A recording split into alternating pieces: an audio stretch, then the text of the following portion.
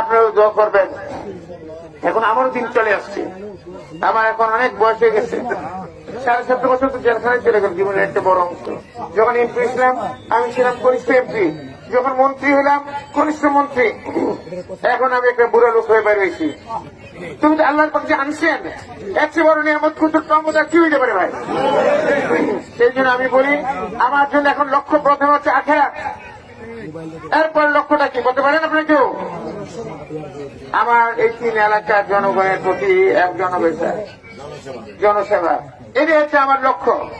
তারপরে লক্ষ্য হচ্ছে আমার পরিবার পরিজন, আমার যে ভালোবাসা আপনারা দিচ্ছেন, সুতরাং আখেরাতের পরে লক্ষ্য আপনারা।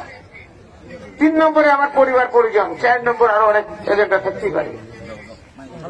তা আমাকে, আমি জানি না আমার হায়াত পথ রিজিক দৌলত কারাতে আল্লাহ রাতে, আমার জীবন মৃত্যু কে করেন? আমার মুক্তি কে করছেন? আল্লাহ। আমি কার উপর ভরসা করবো? আল্লাহর উপর। সেই ভরসায় আমি আছি। আপনাদের কাছে আপনাদের দোয়া চাই, আর আপনাদের আমার নেত্রীর জন্য দোয়া চাই।